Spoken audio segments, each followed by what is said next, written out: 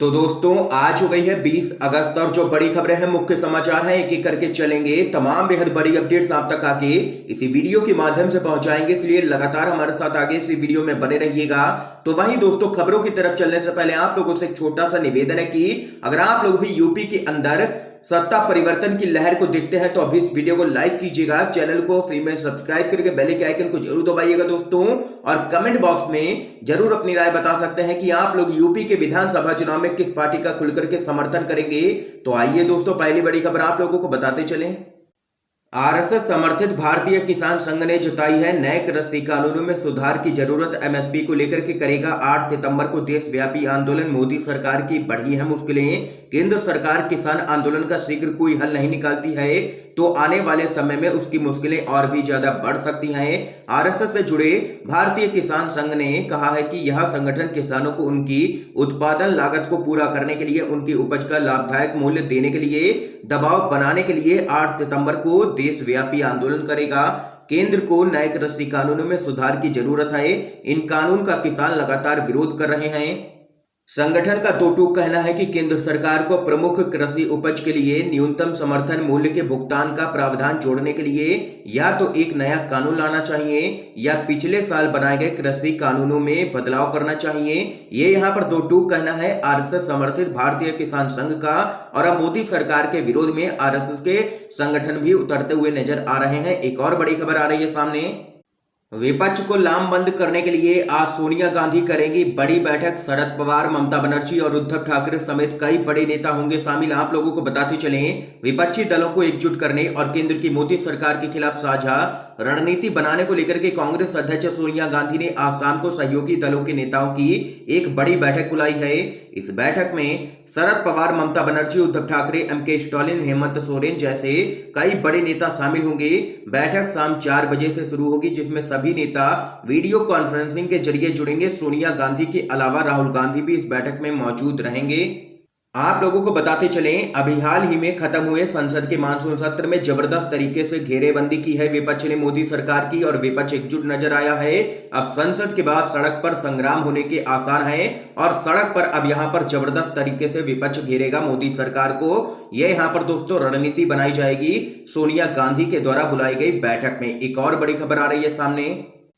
अमित शाह को सीबीआई हिरासत में भेजा था। जस्टिस अकील कुरैशी ने सुप्रीम कोर्ट में नियुक्ति के लिए कॉलेजियम सिफारिश में नहीं मिली जगह। आप लोगों को बताते चलें, भारत के प्रधान न्यायाधीश एनवी रमन्ना की अध्यक्षता वाले सुप्रीम कोर्ट के कॉलेजियम के शीर्ष अदालत में न्यायाधीश के रूप में नियुक्ति के लिए 9 नामों की सिफारिश की है। लेकिन दिलचस्प है कि इसमें केंद्रीय गृह मंत्री अमित शाह को एक दशक पहले सीबीआई हिरासत में भेजने वाले न्यायमूर्ति अकील अब्दुल्लाह अमित कुरैशी का नाम नहीं है। अंग्रेजी अखबार द टेलीग्राफ के मुताबिक वे देश के वरिष्ठतम हाईकोर्ट के जजों में से एक हैं। एक और बड़ी खबर आ रही है सामने दोस्तों। बीजेपी को लगा है बड़ा झटका। गुजरात हाई कोर्ट ने लव जिहाद कानून की कई धाराओं पर लगाई रोक। साजिश साबित होने तक कोई तीसरा नहीं करा सकेगा एफआईआर। आप लोगों को बताते चलें, गुजरात हाई कोर्ट ने गुजरात धार्मिक स्वतंत्रता संशोधित अधिनियम 2021 की कुछ धाराओं के कार्यान्वयन पर रोक लगाने का आदेश दे दिया है। इस एक्ट को लव जिहाद के नाम से भी जाना जाता है। अदालत ने तीसरे शख्स के द्वारा एफआईआर दर्ज करने पर यह कहते हुए रोक लगा दी है कि यह तब तक नहीं किया जा सकता है जब तक यह साबित नहीं हो जाता कि लड़की को झूठा या किसी साजिश के तहत फंसाया गया है। अपने आदेश में हाई कोर्ट ने शादी के जरिए जबरन धर्म परिवर्तन के खिलाफ लाए गए संशोधित कानून की कई धाराओं पर यहां पर रोक लगा दी है। ये यहां पर हाई कोर्ट ने तगड़ा झटका दे दिया है राज्य की बीजेपी सरकार को। एक और बड़ी खबर आप लोगों को बताते चलें, बुलडोजर की प्रथा चलाने वाले याद रखें बने होंगे उनके भी मकान। अखिलेश यादव ने योगी आदित्यनाथ पर साधा है निशाना। आप लोगों को बताते चलें, योगी आदित्यनाथ ने गुंडागर्दी और अपराधियों पर हमला बोलते हुए कहा है कि जो भी माफिया को अपने साथ लेकर के जाएगा उसको मालूम है कि फिर उसके पीछे पीछे बुलडोजर भी घूमता हुआ जाएगा। सीएम योगी के बुलडोजर वाली नीति पर सपा अक्सर ही हमला बोलती है। एक इंटरव्यू के दौरान सपा के प्रमुख अखिलेश यादव ने कहा है कि बुलडोजर की प्रथा चलाने वाले लोग याद रखें कि कुछ मकान उनके भी बनाए गए होंगे और सरकार बदलते देर नहीं लगती है, फिर यही बुलडोजर होगा। बस अंतर इतना होगा कि मकान आपका होगा। ये यहाँ पर कहना है अखिलेश यादव का। योगी आदित्यनाथ को यहाँ पर ले लिया है अखिलेश यादव ने निशाने पर। एक और बड़ी खबर दोस्तों जान लेते हैं। महंगाई पर सवाल पूछा तो बोले बीजेपी के नेता जिन्हें सस्ता पेट्रोल डीजल चाहिए वो अफगानिस्तान चले जाएं। जी हां दोस्तों, अफगानिस्तान पर पूरी तरह तालिबान का कब्जा हो गया है, जिसके बाद भारत में चिंताजनक स्थिति भले ही बन गई है, लेकिन फिर भी राजनेता इस मुद्दे पर विवादित बयान देने से बाज नहीं आ रहे हैं। जहां हाल ही में आप लोगों को बताते चलें, भाजपा के विधायक हरिभूषण ठाकुर ने एक विवादित बयान दिया है। बिहार से बीजेपी के विधायक हरिभूषण ठाकुर ने कहा है कि अफगानिस्तान में घटे घटनाक्रम से भारत पर कोई असर पड़ने वाला नहीं है, लेकिन जिन लोगों को भारत में डर लग रहा है वो अफगानिस्तान चले जाएं, वहां पर पेट्रोल डीजल भी बहुत सस्ता है।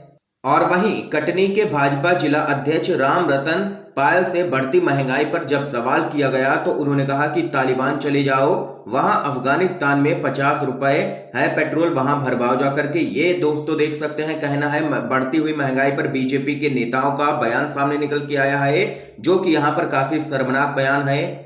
एक और बड़ी खबर दोस्तों जान लेते हैं। मोदी के मंत्री ने बिना मास्क निकाली जन आशीर्वाद यात्रा, केस हुआ दर्ज। संजय राउत बोले ये तीसरी लहर को न्योता दे रहे हैं। जी हां दोस्तों, केंद्र में सत्तारूढ़ भारतीय जनता पार्टी अलग अलग राज्यों में जन आशीर्वाद यात्रा निकाल रही है। केंद्रीय नेतृत्व के निर्देश के मुताबिक यात्रा के दौरान जगह जगह पर जनसभाएं भी की जाएंगी। इसी कड़ी में महाराष्ट्र के ठाणे जिले में भाजपा की जन आशीर्वाद यात्रा का आयोजन किया गया था, जिसके बाद महाराष्ट्र पुलिस के द्वारा कोरोना महामारी से संबंधित नियमों का उल्लंघन करने के आरोप में 4 लोगों पर मामला दर्ज किया गया है।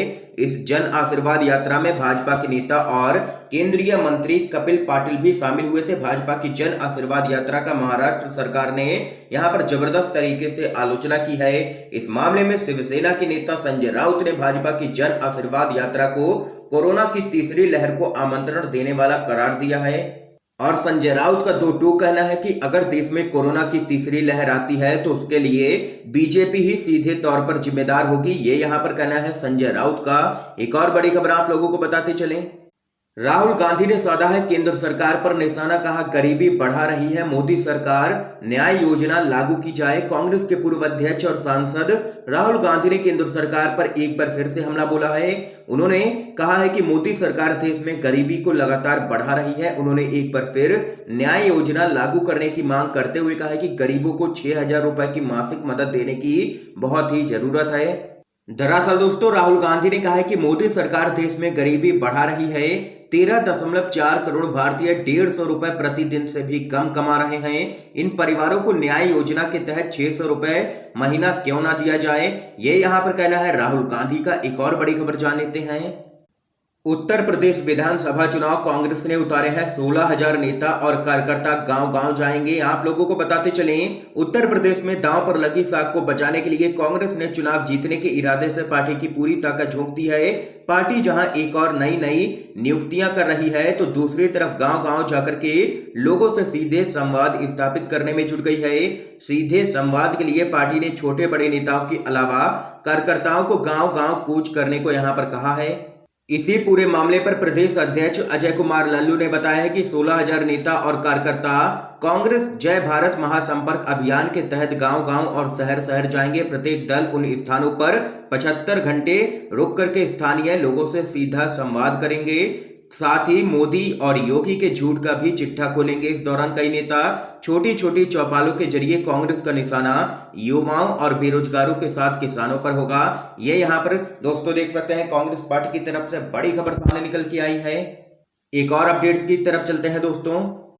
बीजेपी विधायक के बिगड़े बोल का टीएमसी को तालिबानी शैली में दे जवाब, मचा बवाल तो पीछे हटी पार्टी, बैकफुट पर बीजेपी। आप लोगों को बताते चलें, त्रिपुरा में सत्तारूढ़ भारतीय जनता पार्टी के विधायक अरुण चंद्र भौमिक ने यह कहकर के विवाद खड़ा कर दिया है कि यदि तृणमूल कांग्रेस के नेता अगरतला हवाई अड्डे पर पहुंचते हैं तो उनकी पार्टी के कार्यकर्ताओं को उनके साथ तालिबानी शैली में उनका मुकाबला करना चाहिए। हालांकि भाजपा ने कहा है कि यह उसका नहीं बल्कि विधायक का कथन है, लेकिन अब यहां पर भाजपा के पूरे मामले पर काफी किरकिरी हो रही है। आप लोगों को बताते चलें, त्रिपुरा में यहाँ पर 2023 में विधानसभा के चुनाव होने हैं, जिस पर टीएमसी की नजर है। इसलिए टीएमसी अभी से ही पकड़ बनाने के लिए वहां पर लगातार कई नेता टीएमसी के जा रहे हैं, जिसको देखते हुए बीजेपी पूरी तरीके से बौखलाई हुई नजर आ रही है। एक और बड़ी खबर जान लेते हैं दोस्तों। शायर मुनव्वर राणा ने कहा, हिंदुस्तान में तालिबान से ज्यादा क्रूरता है, डरने की जरूरत नहीं है। यूपी के रहने वाले मशहूर शायर मुनव्वर राणा ने अफगानिस्तान में होने वाली क्रूरता की तुलना हिंदुस्तान से कर दी है। उन्होंने कहा है कि जितनी क्रूरता अफगानिस्तान में है, उससे ज्यादा क्रूरता तो हमारे यहाँ पर पहले से ही है। पहले रामराज था, लेकिन अब कामराज है। उनके इस बयान के बाद से ही अब यहाँ पर सियासी बवाल खड़ा हो गया है। एक और बड़ी खबर आ रही है सामने दोस्तों। 2021 का तालिबान 2001 जैसा नहीं है, भारत को खुले दिमाग से सोचना चाहिए, यशवंत सिन्हा का बयान। आप लोगों को बताते चले, पूर्व विदेश मंत्री यशवंत सिन्हा ने कहा है कि तालिबान के साथ अपने संबंधों पर भारत को खुले दिमाग से सोचना चाहिए और सुझाव दिया है कि इसे काबुल में अपना दूतावास खोलना चाहिए और राजदूत को वापस भेजना चाहिए। आप लोगों को बताते चलें, एक साक्षात्कार में सिन्हा ने कहा है कि अफगानिस्तान के लोग भारत से बहुत प्यार करते हैं, जबकि पाकिस्तान उनके बीच लोकप्रिय नहीं है। उन्होंने कहा है कि भारत सरकार को यह नहीं सोचना चाहिए कि तालिबान पाकिस्तान की गोद में बैठ जाएगा, क्योंकि हर देश अपने हित की ही सोचता है। ये यहाँ पर बयान सामने निकल के आया है टीएमसी के नेता यशवंत सिन्हा की तरफ से। दोस्तों, इस समय की आज की सभी बड़ी खबरें थी दोस्तों, जो हमने आप लोगों तक पहुंचाई हैं। अगर आप लोगों को ये वीडियो पसंद आया हो तो लाइक कीजिएगा, वीडियो को ज्यादा से ज्यादा शेयर कीजिएगा, ताकि आप सभी के दोस्त भी इन खबरों को जान सकें। वीडियो देखने के लिए दोस्तों आप सभी का बहुत बहुत धन्यवाद। जय हिंद, जय भारत।